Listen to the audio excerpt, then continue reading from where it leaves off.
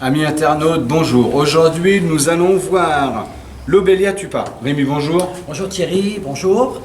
Alors voilà, nous allons découvrir aujourd'hui une plante que nous ne connaissions pas. On nous a donné une terrine d'un semis.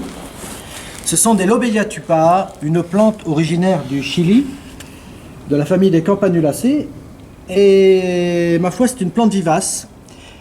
Alors, au terme, cette plante-là, ce sera une plante qui fera une hauteur de 2 mètres de hauteur, jusqu'à 2 mètres de hauteur, qui va fleurir tout l'été. Une floraison très originale, de couleur rouge. Vraiment une plante à utiliser, je pense, en fond de massif. Mais ça, on la découvrira vraiment ensemble. Pour ce qui est d'aujourd'hui, eh bien, on ne va pas les laisser dans cette terrine, on va procéder à un repiquage. Donc, comme tout repiquage, là, on utilise une plaque alvéolée, ça pourrait être tout aussi bien dans un petit pot, dans des godets, enfin tout ce que l'on veut. Là, vous avez déjà une terrine, un repiquage qui a été fait la semaine dernière. Donc on voit déjà quand même que c'est un fort développement parce que ça, une semaine après, voilà comment... Ça donne déjà ça. Déjà, ça donne voilà, déjà ça. Voilà. Donc là, on peut procéder à travailler. Encore un petit peu de repiquage. Donc là, hop, on y va comme ça, franchement. Voilà. On n'hésite pas de prendre des petites touffettes. Alors un mélange toujours composé de terreau et de tourbe. Sans engrais. Pas d'engrais, c'est pas nécessaire pour l'instant. Voilà, vous voyez, donc si on met plusieurs plantules ensemble, hein, on forme vraiment la petite touffe. Bon, là on en a beaucoup, on va vraiment prendre ce qui est le plus intéressant à prendre. Le temps que les plantes se développent un petit peu, là on a quelque chose qui a été repiqué il y a une dizaine de jours. Là on va encore la garder un petit peu à l'intérieur, à 15 degrés, et dans quelques jours on va pouvoir quand même la ressortir. Il faut savoir que cette plante-là, donc à l'état adulte, pourra supporter jusqu'à des moins 20 degrés. Là, c'est quand même des plantes jeunes.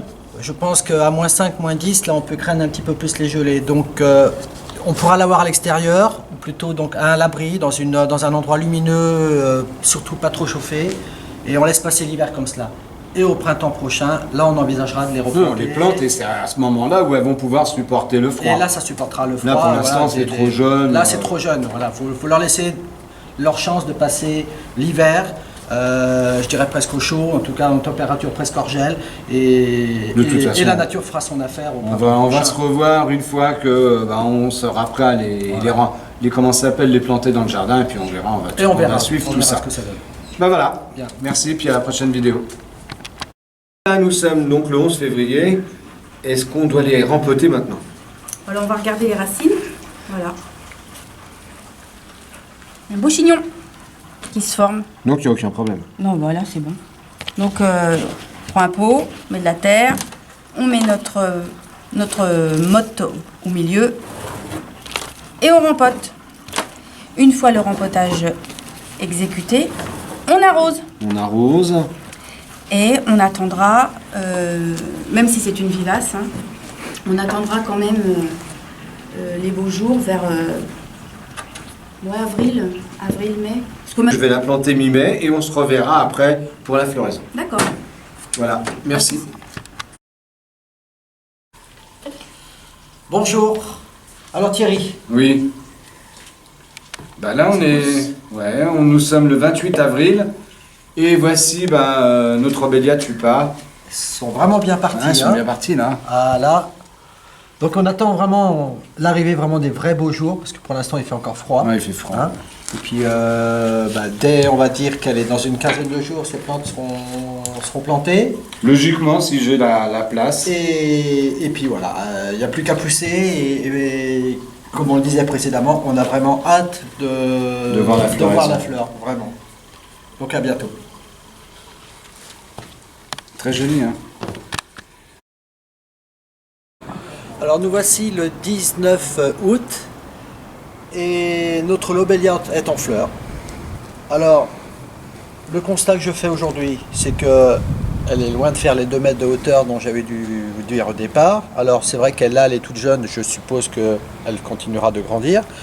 Par contre, c'est vrai que le petit bémol, c'est qu'au niveau de la couleur, j'avais espéré avoir un rouge quelque chose de plus vif.